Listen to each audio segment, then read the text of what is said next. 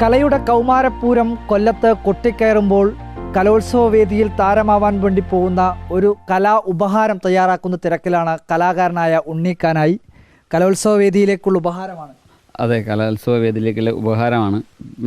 ഇന്നാണ് നമ്മുടെ സ്കൂൾ കലോത്സവം സമാപിക്കുന്നത്. നമ്മുടെ ബഹുമാനപ്പെട്ട വിദ്യാഭ്യാസ വകുപ്പ് മന്ത്രി വി ശിവൻകുട്ടിയാണ് മമ്മൂട്ടിയുടെ ഒരു മാതൃക ശില്പമായി അദ്ദേഹത്തിന് നൽകാൻ വേണ്ടി നിർമ്മിച്ച് തരാൻ വേണ്ടി എന്നെ സമീപിച്ചത്. വളരെ ചുരുങ്ങിയ സമയം മാത്രമേ എൻ്റെ മുന്നിലുണ്ടായിരുന്നു. 3 ദിവസം കൊണ്ടാണ് ഈ ഒരു ഫൈബർ ഗ്ലാസ് മെറ്റൽ ഗ്ലാസ്സിൽ ഈ ഒരു ശില്പം ഒരുക്കിയിട്ടുള്ളത്. ആദ്യം കളിമണ്ണിൽ ചെയ്ത് അതിനെ പ്ലാസ്റ്റർ പേഴ്സ് മോൾഡ് എടുത്തിട്ട് ഇതിനെ മെറ്റൽ ഗ്ലാസ്സിലേക്ക് കാസ്റ്റ് ചെയ്യുകയാണ് ചെയ്തത്. അപ്പോൾ ഈ ഒരു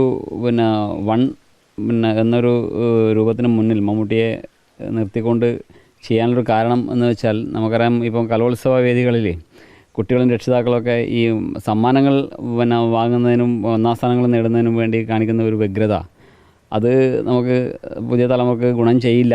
അപ്പോൾ നമ്മൾ ജീവിതത്തിലാണ് ഒന്നാമതാവേണ്ടത് എന്ന ഒരു സന്ദേശം അവരിലേക്ക് എത്തിക്കുക എന്നതുകൊണ്ടാണ് മമ്മൂട്ടിയുടെ പ്രധാന കഥാപാത്രമായ ഈ ഒരു ശില്പം ഇവിടെ ഒരുക്കാൻ കാരണമായത്.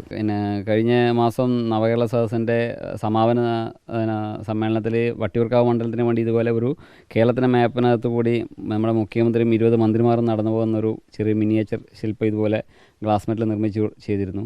അതൊരു നല്ല അഭിപ്രായം കിട്ടിയിരുന്നു. അതേലും ഞാൻ കൂടുതൽ ആരാധിക്കുന്ന ഒരു നടന്മാരിൽ ഒരാളാണ് പത്മശ്രീ മമ്മൂട്ടി.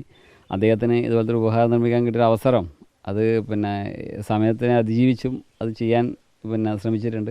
അത് ഒരു വലിയ സന്തോഷം നൽകുന്ന കാര്യം തന്നെയാണ്. കലോത്സവ വേദിയിൽ സമാപന ചടങ്ങിൽ മമ്മൂട്ടിക്ക് ഈ ശില്പം സമ്മാനിക്കും.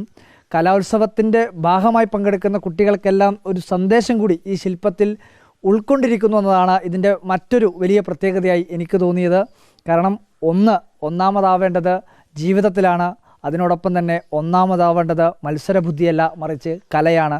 ഈ സന്ദേശം തന്നെ കലോത്സവത്തിലൂടെ പകർത്താൻ എല്ലാ വിദ്യാർത്ഥികൾക്കും കഴിയട്ടെ എന്ന് ആഗ്രഹിക്കുകയും ചെയ്യുന്നു. വീഡിയോ ജേർണലിസ്റ്റ് ലിമേഷ് ചെറുപേഷിക്കൊപ്പം reporter Arjun Kalyad in reporter, Kannur.